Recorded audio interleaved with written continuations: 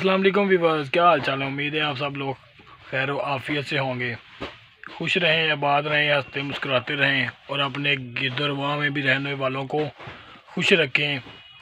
किसी की तकलीफ़ की वजह ना बने, बल्कि अगर जो कोई तकलीफ़ में है उसकी जो दर्द रसाई है करने की वजह बने। बहुत दफ़ा इस तरह होता है कि कुछ छोटी छोटी बातों की वजह से हम लोग बहुत सारी दूरियां पैदा कर लेते हैं, जो कि ज़िंदगी रहते हुए ख़त्म ही नहीं होती। दो लोगों के दरमियान कोई रंजिश बन गई, कोई बात बन गई, तो वो तब तक ख़त्म ही नहीं होती जब तक उन दोनों में से कोई एक इस दुनिया से फ़ानी से कूच ना कर जाए। अब होता क्या है जी, उस रंजिश को ख़त्म करने के लिए हम आपस में एक दूसरे को तो हार नहीं पहनाते, लेकिन जब उन दो लोगों में से कोई एक कर जाता है जी, इंतकाल कर जाता है, फिर एक दूसरे की कब्रों पे जाके रोते हैं और कब्रों को हार ज़रूर पहनाते हैं। तो जी कहने का मतलब यही है कि अपनी ज़िंदगी में मुस्कुराहटें रखें और किसी को देखकर मुस्कुरा देना भी एक स्वाब की नीयत से मुस्कुरा देना भी एक अच्छी बात है। अगर ये बातें होती है सारी जी अपनाने की, अपनी आदत बनाने की, अगर आप ये आदत बना लेंगे ना कि आपने किसी को भी देखकर मुस्कुरा दिया, तो वो जितना मर्ज़ी आप लोगों आपके लिए दिल में अपने बुग़्ज़ रखता हो या कुछ बुरा रखता हो, वो यकीनन एक ना एक दिन पिघलेगा ज़रूर और आपके लिए उसके दिल में जो रंजिश होगी वो ख़त्म ज़रूर होगी। बजाय इसके कि इंसान दूरियां बढ़ाते बढ़ाते इतना दूर हो जाए कि ये जो रंजिशें हों वो कब्र में ही जाके ख़त्म हो। अब आप किसी को मतलब कि मिलें तो उसको अब भी तो दुआ दे सकते हैं या अब भी उसके बारे में दुआ कर सकते हैं, उसके लिए दुआ कर सकते हैं, बजाय इसके कि वो इस जहाँ फ़ानी से कूच कर जाए, उसकी कब्र पे जाएं, वहाँ पे जाकर रोएं, अपनी गलती की माफ़ी मांगे। अच्छा, तब फिर बंदा अपनी गलतियों की माफ़ी मांगता हो, या मैं ज़िंदा होते हुए मुझसे बहुत गलती हुई, मैंने तुम्हें बहुत तंग किया, खुदा रहा मुझे माफ़ कर दो। भैया अब वो तुम्हें माफ़ कर भी देगा तो किस काम का माफ़ किया होगा। जितनी देर वो ज़िंदा था तब तो आपने उसकी एक नहीं सुनी और उसकी जो मसले के दिलादारी थी वो करते रहे।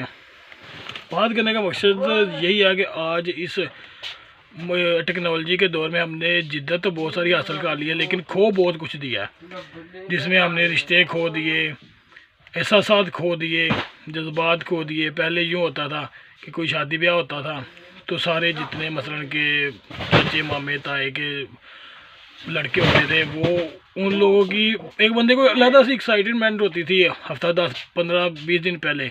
बल्कि ये तो बहुत दूर की बात है, जब पता चलता था कि किसी फुप्पो के बेटे या बेटी की शादी की बात चल रही है या दिन रख दिए गए हैं, तब से बंदे को खुशी होती थी कि भाई हम जाएंगे, सारे कज़न्स इकट्ठे होंगे, अपनी 2-4 साल बाद या जितनी देर बाद मिले हैं वो सारी बातें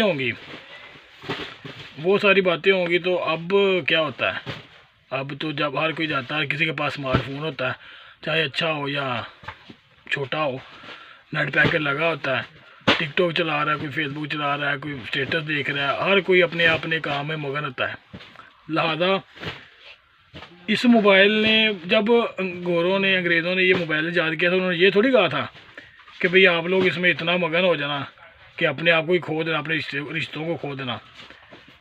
आज पहले यूँ होता था कि हर कोई जब कोई जाता था ना कि शादी ब्याह पे, तो 8-10 दिन रहते थे लोग शादियों पे, पहले चले जाना, शादी के बाद में आना। अब क्या होता है, सारे फंक्शन, मेहंदी हुई, बारात हुई, वलीमा हुआ, सब कुछ हालों में होता है। अब लोग सीधे जाते हैं हाल में, वहाँ से खाना खाया, किसी को मिले ठीक है, वरना वापस। तो जो दूर से गए होते हैं रिश्तेदार वही ठहरते हैं थोड़ी देर के लिए, कुछ दिनों के लिए वही ठहरते हैं। अब आप लोग सोच रहे होंगे कि इसमें नई बात क्या है जो मैं आपको बताने वाला हूँ। नई बात तो इसमें कोई भी नहीं है, ये सब बातें हैं, जो सारी चीज़ें हैं ये आप लोगों के साथ भी हुई होंगी या आप लोगों की ज़िंदगी में गुजरी होगी। लेकिन कहने का मकसद ये था कि खुदारा अपने रिश्तों की कदर करें, उनके साथ मुखलिस होएं। इसके अच्छा, अब ये तो शादी ब्याहों की बात होगी, अब तो फौतगी पे भी यही होता है। अंदर मैयत पड़ी होती है, बाहर लोगों की धंधियाँ निकल रही होती हैं, उनको ये नहीं पता होता, ये भूल चुके होते हैं कि भाई अंदर जो मसलन कि जिसकी मैयत पड़ी हुई है वो हमारा अजीज ही है। कोई भी रिश्ता हो सकता है, मामा चाचा नाना दादा फूफा ताया खाला हमानी फूफी, कोई भी रिश्ता हो सकता है। तो अंदर मैयत पड़ी होती है और बाहर लोगों की खुश गप्पियाँ चल रही होती हैं। अच्छा, ये मर्द हज़रात बाहर खुश गप्पियाँ लगा रहे होते हैं, औरतें चलो गम के में होती। जब मैयत उठी, जो मतलब मर्द हज़रात जनाजे के साथ चले जाते हैं, जो औरतें होती हैं उनके अंदर दंदियाँ निकलनी शुरू हो जाती हैं। और यार खुदा आप सिर्फ़ और सिर्फ गम उन्हीं लोगों को होता है जिनके घर का कोई फ़र्द गया होता है। और खुदा कुछ तो ख्याल करो, अपने आप को पहचानो, अपनी ज़िंदगियों को उजागर करो, अपनी ज़िंदगियों में जो खोए जज्बात है एहसासात है उनको उजागर करो, दफ़ा करो इन चीज़ों को।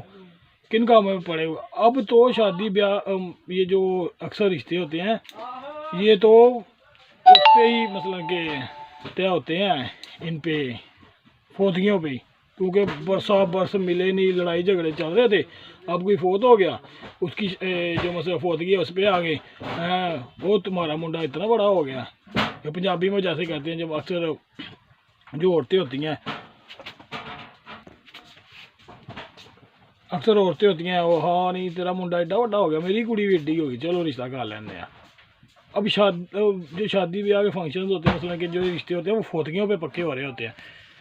चलो ये भी अच्छी बात है कि कहीं ना कहीं होने चाहिए, लेकिन कहने का मकसद ये है कि हमको अपने जो जज्बात है, जो एहसासात है, जो हमने इस भाग दौड़ की ज़िंदगी में खो दिए है, जो इस टेक्नोलॉजी की ज़िंदगी में हम बर्बाद कर चुके, अपना सुकून, अपनी जो मतलब के ज़हनी सुकून थे, जो सेंटीमेंट थे, एहसासात थे, वो हम खो चुके हैं। उनको उजागर करें, बजाय इसके कि अब हम तो हमारे पास टाइम है, हम अब इनको कर सकते हैं, बहाल कर सकते हैं, बजाय इसके कि फिर बड़ा टाइम हो जाए, बड़ा गुजर जाए टाइम, तो तब पछताया क्या फ़ायदा जब चिड़ियाँ चुग गई खेत।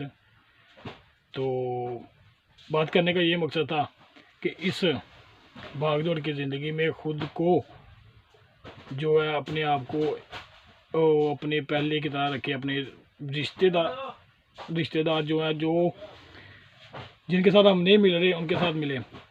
आप ये काम अभी से शुरू कर सकते हैं। बहुत सारे ऐसे रिश्तेदार हैं होंगे आपके जिनके साथ आप कदा ताल्लुक़ कर चुके हैं, तो आपके पास नंबर तो हो गए। यार माफ़ी मांग लेने से कोई मसला कि छोटा नहीं हो जाता। मैं समझता हूँ कि इंसान की 3 कैटेगरी होती हैं। सबसे अच्छा इंसान वो होता है जो गलती करता ही नहीं है, और दूसरे नंबर पे अच्छा वो इंसान होता है जो गलती करता है तो गलती की जो मसलन के ये अपनी तलाफ़ी मांग लेता है, माफ़ी मांग लेता है, तलाफ़ी करवा लेता है, अपनी उसकी गलती की माफ़ी मांग लेता है। और सबसे बद किरदार, बद एहसास और बद लिहाज वो इंसान होता है जो गलती करके भी उस पर डटा रहता है। और यार अगर किसी ने आपको बुरा भला कह भी दिया तो कौन सी आखिर आ गई है। किसी आपके चाचे ताए ने कहा होगा ना, किसी फूफी फूफा ने कहा होगा ना। पहले यूँ होता था, पहले के दौर में, कि अगर कोई बच्चा बाहर से आता था ना, घर में आके बताता था कि मुझे फलां ने मारा तो माँ या बाप यही कहते थे, बेटा तूने कोई गलती की होगी तो तभी तुझे पड़ी है ना, चल कोई बात नहीं, मामा है, चाचा है या खाला है या फूफू है, तुम्हारी कोई बात नहीं। बाद में जाकर दिन से पूछते क्या वजह था, क्यों मारा आपने, वो बताते जी आपके बच्चे की ये गलती थी। अच्छा कोई बात, अच्छी बात की, अच्छी बात है, आपने डांटा बच्चे को। अब क्या होता है, अब अगर कोई किसी को डांट देना तो बच्चा घर आके बता देना मुझे फलां ने डांटा। अब्बा जी तभी से शुरू होते, चल उसकी माँ की ऐसे, उसकी बाप की ऐसे, उसने मेरे बेटे को मारने के बाद उल्टी आंख से देखा क्यों। ये चीज़ें जो होती हैं ना, यही सबसे बड़ी जो मसलन कि आज कल फसाद का वजह बनी हुई है। अब बहुत सारे लोग होते हैं, छोटे होते थे उल्टे कामों में शुरू हो जाते हैं। तो पहले अब बहुत सारे लोग इस तरह करते हैं कि कोई अब किसी को डांटता भी नहीं है, झिगड़ता भी नहीं है कि कोई गलत कर रहा है ना, करने दो, दफ़ा करो। भी इसे समझाने का क्या फ़ायदा, अगर इसको समझाएंगे इसका कोई बड़ा आगे हमारे गल की घंटी बजाएगा। तो खुदा रहा ये तमाम जो खोए हुए एहसासात हैं उनको उजागर करें, अपनी जो इंसानियत है वो उजागर करें, और अपने आप जो खोए हुए रिश्ते हैं ना उनको उजागर करें। क्योंकि सुलह रहमी का भी हमसे सवाल होगा। यूँ नहीं कि भाई मर जाएंगे, किसी के साथ नाराज़ हैं तो मर जाएंगे, तो आपको क्या लगता है कि बचत हो जाएगी। फरिश्तों ने लटा लंबे लेना और बहुत लंबे लंबे लितर मारने उन्होंने। तो खुदा अपनी इंसानियत को उजागर करें। अगर आपको हमारी वीडियो अच्छी लगे तो उसको लाइक और शेयर कर दीजिएगा, ताकि आने वाली हमारी मज़ीद मालूमात और इस्लाही वीडियोज़ आप तक पहुंच सके। हमारे व्लॉग को लाइक भी कर लीजिएगा। अगली वीडियो तक के लिए इजाज़त दें। अल्लाह हाफिज़ और देखते रहें पन्ना इन्फो।